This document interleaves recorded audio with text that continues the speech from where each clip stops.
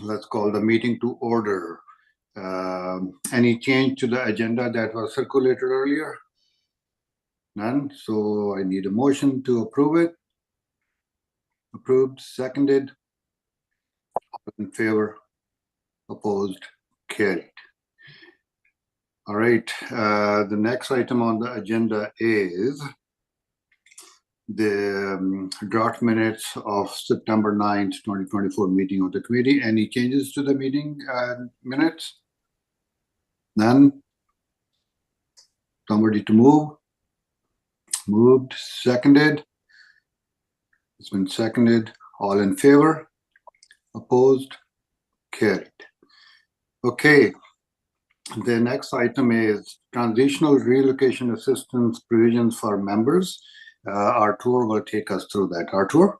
Great. Thank you, Mr. Speaker, and good morning, committee members. The first item before your committee today is on transitional relocation assistance provisions for members, which includes two proposals. The first proposal is on the establishment of a relocation allowance, which is proposed to be approved as an interim measure from the 42nd Parliament to the 43rd Parliament.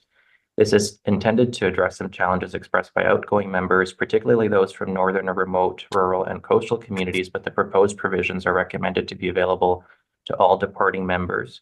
The relocation allowance may be accessed by an outgoing member for one-way trip to move personal possessions from Victoria to their primary residence in their home community within British Columbia.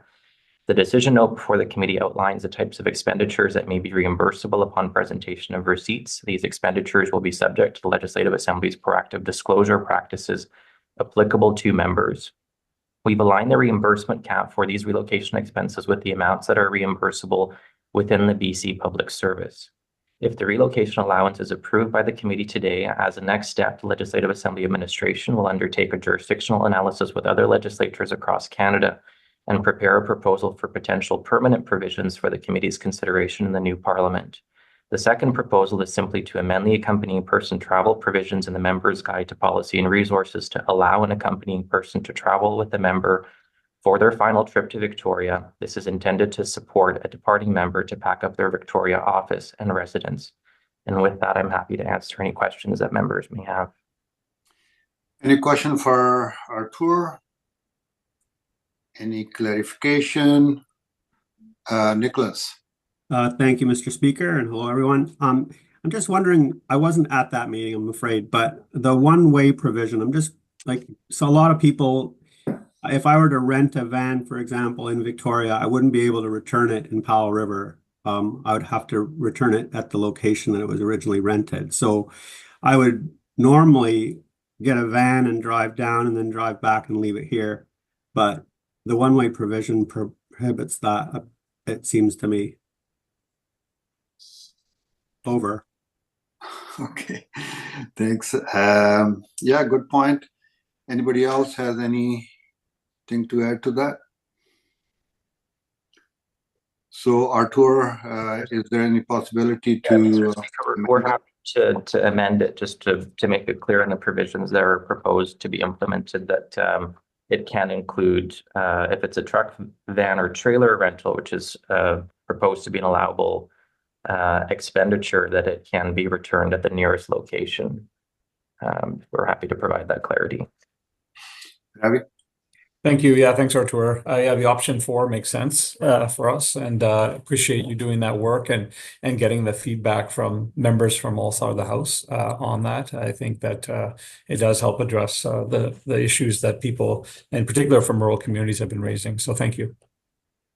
Okay. Anyone else?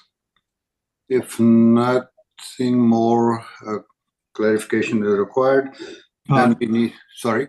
Sorry, can I just? Yeah, go ahead, Todd. Yeah, thank you very much.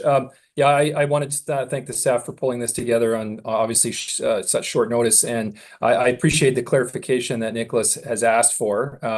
I didn't read it that way. I thought, like, to me, it was just the total costs associated with moving, from Victoria back to your home constituency, including, potentially having to drop a truck or something back from its original. I just thought the concept was it's a one-way move out of Victoria and all costs associated with that. So, but the clarification is very, I think we'll just tighten it up moving forward. One more thing, if I may, Yeah, Mr. Speaker. go ahead. Does that include a provision for those who can't go and come back in the same day to stay over? Like, is that included within this? I don't know how detailed you want to be. And I forgot to say thank you, Artur, for doing this. No, that's fine. So standard travel costs that are currently reimbursable to members, such as mileage, ferry fare, per diems, accommodations, would not be part of the relocation allowance, just because those expenditures are covered through allowances that members already have access to. Except they don't have access to it after the writ. And that's what this provision allows for, right? I don't think we'd be permitted to get accommodation or travel after the 21st. So just to clarify, the references to, like, you're traveling a distance, you're stopping over at a hotel to overnight and then continuing your journey on the next day. Is that what you're referring to? Yeah, that's correct. That's not intended to be captured as drafted, but we're happy to amend. Okay. And would that be amended in the accompanying notes, or you want to change the motion? We'll capture it in the minutes, Mr. Speaker, and because this portion of the meeting is being transcribed, we can capture those changes in the eligibility portion of the provisions before they're rolled out and added to the Member's Guide to Policy and Resources, and we'll communicate them with updates to the transition guides as well. Okay. Bruce? Well, so I think if you're looking for flexibility, if, for instance, I rent a a van in Port Nelson. I don't think the taxpayers want me to be paid a per diem, per mileage for a rental. That would be covered under the rental. So if someone's using their own vehicle, you may want to have it flexible enough so that if someone is using their personal vehicle, then yes, a mileage I think would be appropriate. But I think if it's a rental vehicle, not so much. That would be covered in the total expense of that, whatever that vehicle would be. So you may want to just add even more complexity to this. You just want to make sure it's accurate, right? If I may, it doesn't add any complexity. There's never been a provision to pay for mileage for any rental vehicle under any in any circumstance. So Okay. As long as it's not in there, that's fine. That's correct, yeah. Okay. So I think, Mr. Speaker, the decision of the committee is perhaps to accept the proposal with two clarifications in the eligibility portion as it pertains to the ability to return a truck, van, or trailer to the nearest location that may be outside of the member's home community, and also with respect to accommodation if it's required as a stopover on the member's journey home. So we are then going with option number 4 with clarification as we have discussed before we move the motion. That would be captured in the minutes after this. All right. Okay. Somebody to move motion. Yeah. Do we need to read it? I think that would be helpful, Mr. Speaker. I've put it in the chat and I'll put the second motion in the chat as well. Okay. Member, one of you, could you please read it? I move that the creation of the relocation allowance for members not returning in the 43rd Parliament be approved as presented. As amended. Somebody to second? As amended. It's been seconded. All in favor? Opposed? Okay. Thank you. And we need a second motion as well. Somebody to read that? I'll move that the accompanied person's travel provision in the member's guide to the policy and resource extend to a member's final trip to Victoria. And that would also And be as clarified. as clarified. Yeah. Moving it. Yeah. Thank you. Somebody to second it? Seconded. All in favor? Opposed? Carried. Thank you. Now we are going to move in camera to discuss another personal matter. Somebody to move our meeting to camera. Moved, seconded, all in favor, opposed, carried. We are now in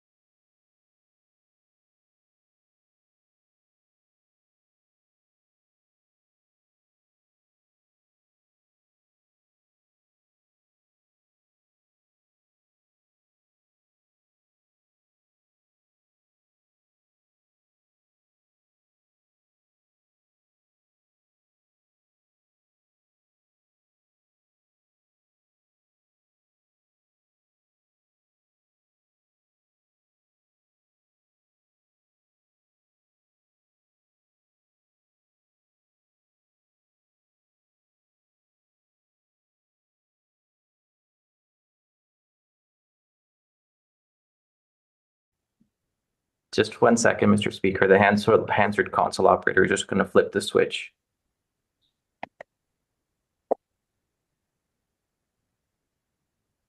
There you go. Okay, good. So somebody to move the first motion. Can somebody read it, please? I move that the position of the BC United Caucus with respect to its obligations to its employees be accepted, and that the Legislative Assembly administration be authorized to facilitate severance payments and other obligations in accordance with the terms of the decision note as presented. Somebody to second. It's been seconded. All in favor? So I've got a comment. Sure, go ahead. Yeah, I've got a comment. Thank you, Mr. Speaker. I think I have to make sure this is on the record, which is we're extremely frustrated that we have to make this decision. When John Rustad and Kevin Falcon were sitting downtown at the Wall Center negotiating power agreements, no consideration was made by them about their workers, the people who are serving British Columbia, working for them in the legislature. If they can do that to people that work for them, what hope do workers across British Columbia have? I think this is shameful that we're even having this conversation. People who've served for a long time, some people 20 plus years. I think that raises questions. Where did the money go? Why are we in this situation? I think it raises questions around, why are there so many people without contracts? So that we're having to go through this process. So I'm really frustrated that we're having to do this, but we're going to support this motion because we believe it doesn't matter if the workers work for us or if they work for opposition or work for anybody, that they deserve to have rights. They deserve to have supports when people are ending their employment. They shouldn't be left hanging to dry. It doesn't matter who they work for. So we're going to support this motion on that basis, Mr. Speaker, because it's not fair to these folks that come to work every day doing honest work. But that being said, we wanted to be on the record that we find it as it's a frustrating process. Thank you. Thank you. Any further comments? If not, motion has been moved and seconded. All those in favor? Those who are against? Motion carried. Next motion. I move that authorization be granted to process caucus severance payments from the following in the order provided, with any overage recorded in the caucus operations budget category. A, remaining caucus funds. B, remaining constituency office allowance funds of the members that were affiliated with the caucus at the time of dissolution of the 42nd Parliament who are not returning in the 43rd Parliament. C, Legislative Assembly funds that for certainty this authorization apply to the BC United Caucus and any other caucus that may cease to exist following the 43rd Provincial General Election, and that the Clerk of the Legislative Assembly report to the committee as soon as possible in the 43rd Parliament on the final cost implications of caucus employee severance payments and their impact on the Legislative Assembly's 2024-2025 budget. It's been moved. It's been seconded. All in favor? Opposed? Carried. So that concludes that item. Arthur, there's no further discussion required on that. Okay, then any other business? If none, then the motion to adjourn is in order. It's been moved, seconded. All in favor? Opposed? Carried. Thank you very much for members for your time today. See you, friends.